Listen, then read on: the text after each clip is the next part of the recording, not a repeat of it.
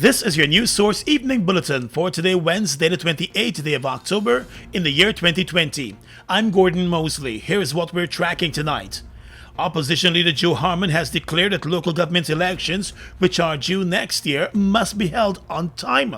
In a direct response to the president's contention that the Elections Commission must first be fixed before local elections could take place, Mr. Harmon said there will be resistance to any plan by the PP Civic Administration to delay local elections.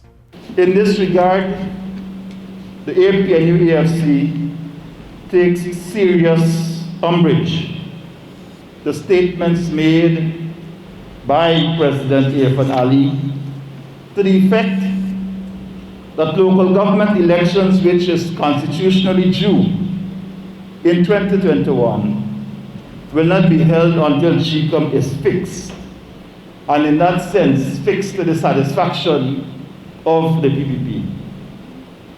I wish to place on record for Irfan Ali and all who feel that they can violate the Constitution with impunity, that there will be serious resistance to this effort if they persist with it.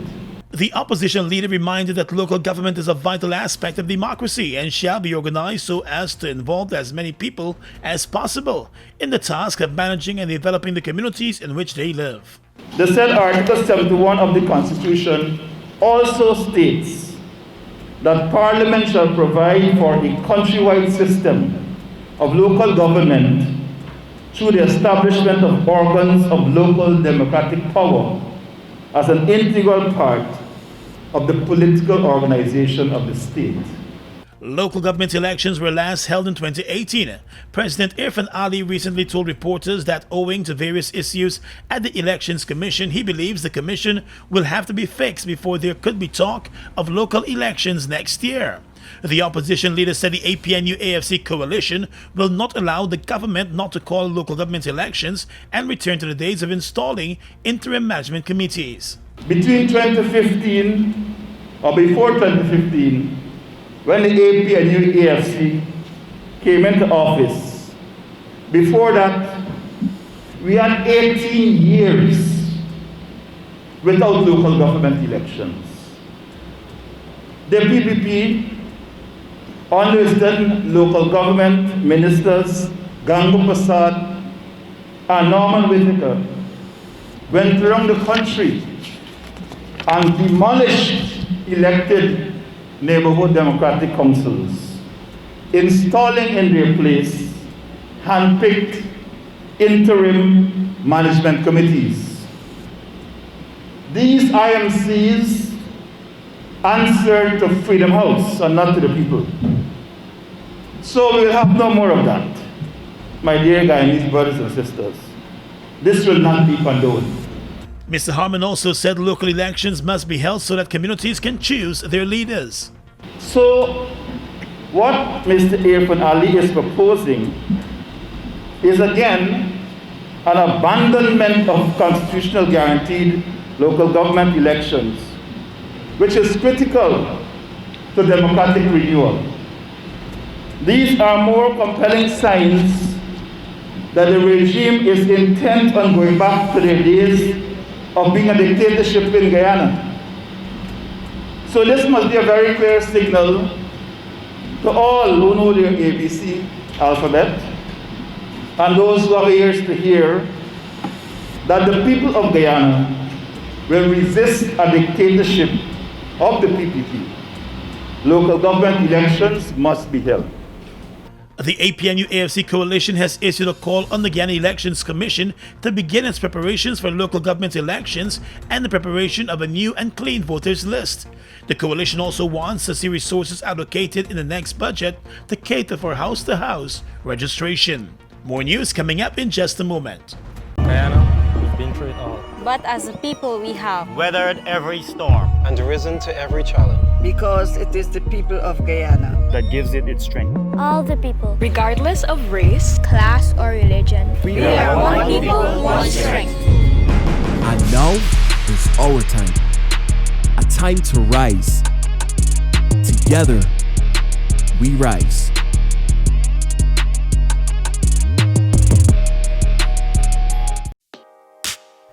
Mobil Special and all other Mobil lubricants are distributed by Sol Guyana Inc.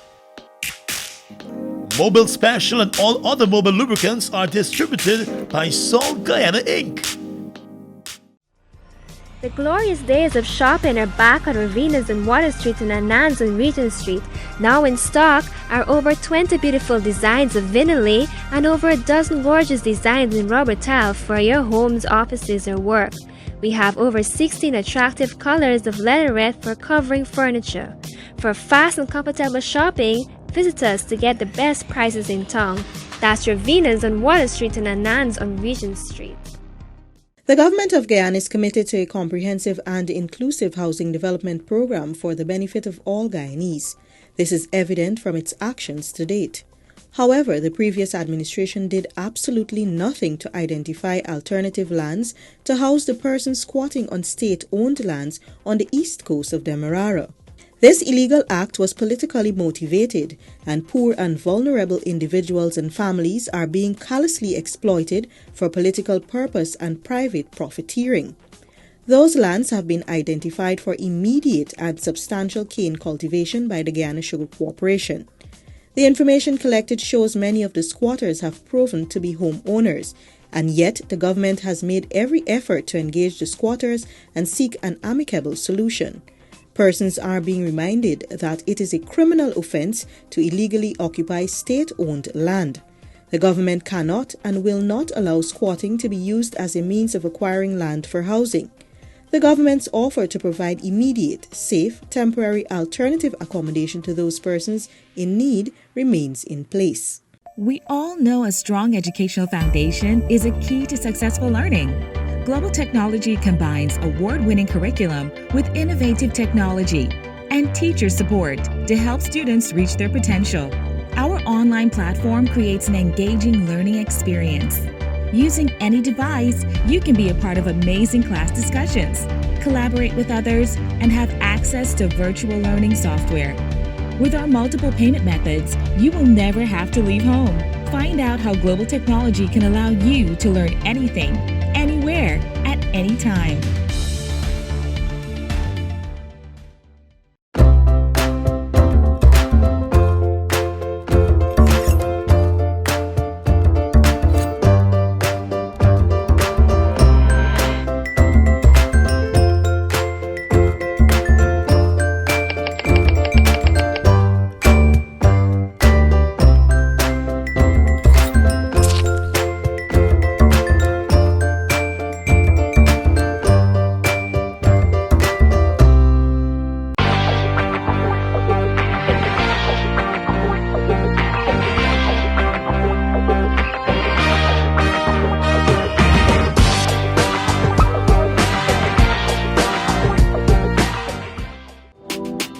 For all the Zoom hashouts and recipe tryouts, the world changed and we were right there, standing with you, always near, getting closer in so many ways, laughing together as we face these days. And because we are Caribbean, we've got a special insight that tells us there's no need to worry, world. We'll be all right. Mobil Special and all other Mobil lubricants are distributed by Sol Guyana Inc. Mobil Special and all other Mobil lubricants are distributed by Sol Guyana Inc. Welcome back. With businesses in Guyana still dealing with the financial effects of the COVID-19 pandemic, Georgetown Mayor Ubraj Narain indicated today that the problem has a rippling effect that has reached City Hall. During a press conference at City Hall this afternoon, Mayor Narain said the municipality of Georgetown has seen a decline in its revenue earnings by a whopping 78%, and it has left the already cash-strapped council struggling financially. Our revenue dropped here about 78%. We're actually struggling to pay staff. Our salary and wages scale is 120 million a month, close to that. Right, we owe NIS over 400 million. That is since in 1993. I was 3 years old. I am dealing with that issue now.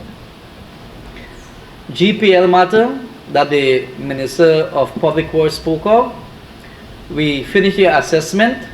It seemed that GPL might have to pay us too, because when we do correspondence and so on with the properties and the taxes. So we're looking at all of that. Many businesses across the city were closed for a number of months during a partial lockdown in the early days of the pandemic in Guyana. While many of those businesses have reopened their doors, they have been forced to scale down their operations, as the spending power by shoppers is simply not there. The mayor said with a slowdown in business activities and earnings by the municipality, the city council has been forced to curtail many of its plans for this year. COVID-19 has carried impact on this council, tremendous impact. That some things we cannot do. The plan that we had for this year as mayor and councillors, we couldn't execute it because the money is not there. The money now, the little bit money you actually have is to pay your staff and to do other works, which is necessary. Constabulary, we actually owe retroactive over 20-something million. I promise that I will see and try my best to pay them before the 31st of December 2020. Mayor Narain also said he has written to the central government seeking help, but there has been no response so far. But there's much more to deal with COVID-19 in the city. Much more. And we're not getting any help from government. I wrote several letters. They asked for a breakdown. I sent the breakdown about 2 times. I sent all of that, several letters to the Honorable Minister Nigel Daramlal. I wrote the Prime Minister recently. I issued a press release on that about hampers in the city, because I visited areas where people don't have work, they're not working, they've been laid off. And then you're human. According to the mayor, the government should play its part by assisting the city council, since now is not the time to focus on politics when people are facing hardships. The Minister of Local Government in a recent interview said there must be a full audit of the Georgetown City Council before any bailout by the government is considered. Some sad and tragic news to tell you about right now. The 16-year-old son of former presidential candidate for the Citizenship Initiative Party, Rhonda Lamb, was found dead this afternoon in the family's East Coast home after taking his own life. The public relations officer of the police force confirmed that a young man took his own life using the licensed firearm of his father. The body was reportedly discovered along with a note in the house. The teen was a student of a private school. Investigators visited the scene of the incident and spoke to family members. Some of Lamb's close friends and party officials also hurried across to the scene after learning of the incident. A police probe is on the way tonight. And persons can call the suicide prevention hotline on telephone numbers 223-0001, 223-0009, or 600-7896. That's 600-7896 for the suicide prevention hotline. The Office of the President has announced that after consultation with Chancellor Janet Cummings, President Irfan Ali has decided to appoint Attorney General Anil Nandlal and Attorney Timothy Jonas to the rank of Senior Counsel. In a statement this afternoon, the President's office said the appointments will officially take place on Friday.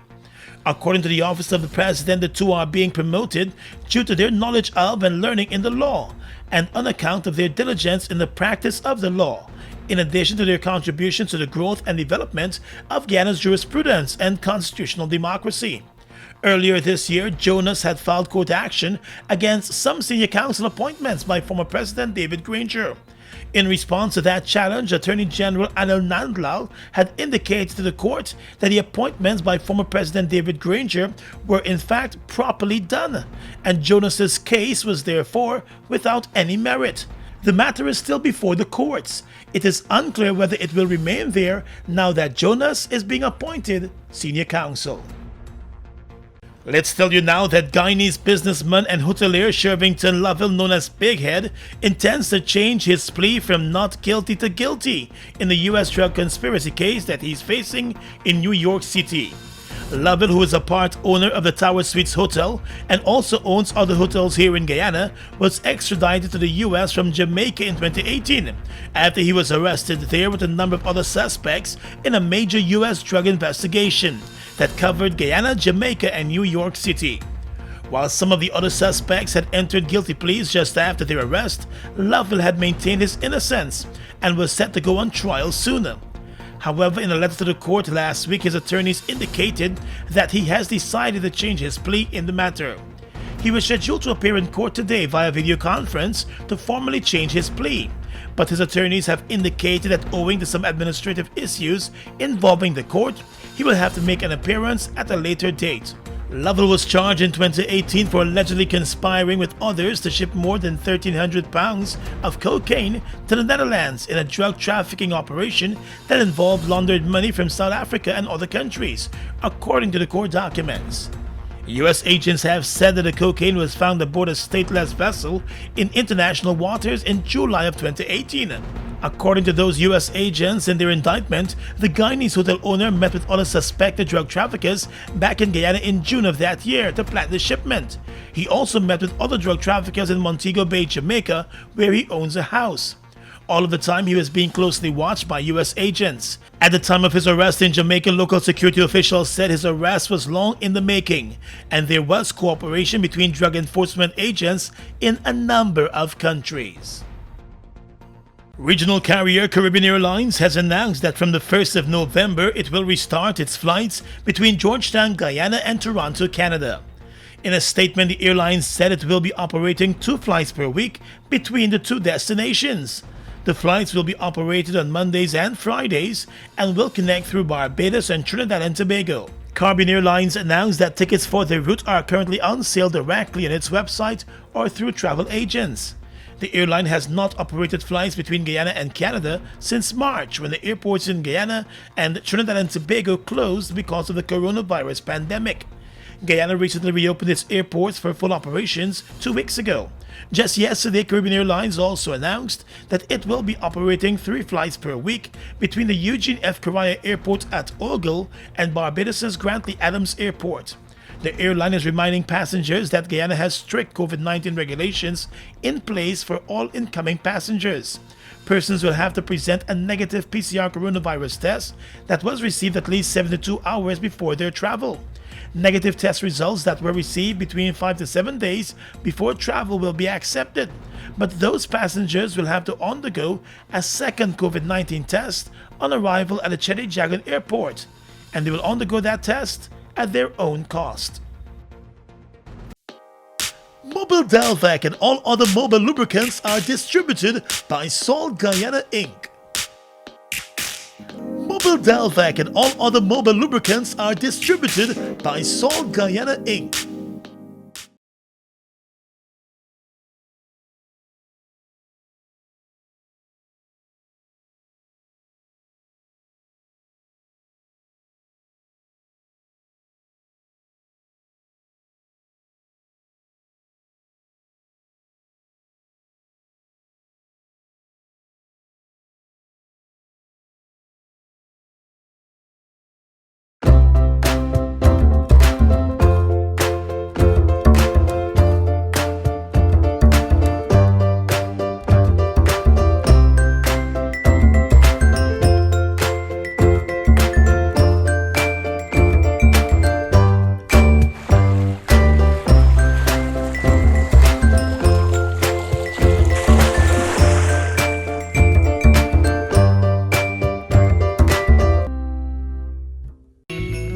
Christmas season is here once again, and we encourage everybody to be safe. Between October 23rd and December 31st, buy your groceries and fuel from Falls, and you can win a Christmas hamper every week or your fuel purchase free.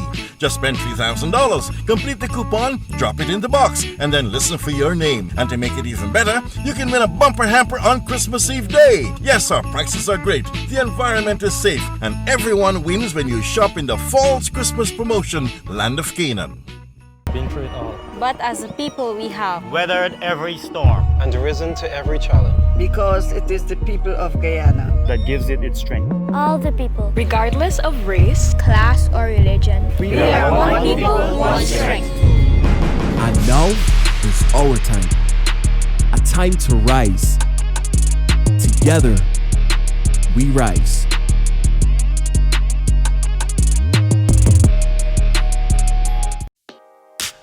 Mobile Delvac and all other mobile lubricants are distributed by Salt Guyana Inc. Mobile Delvac and all other mobile lubricants are distributed by Salt Guyana Inc. Across the region right now, Belizean health authorities say they will request that the government imposes a curfew on the night of general elections as a result of the increased cases of coronavirus in the country. The National Oversight Committee said it had agreed to recommend the Cabinet for COVID-19 safety reasons the imposition of a curfew on election night, beginning at 8 p.m. and lasting until 5 o'clock the following morning.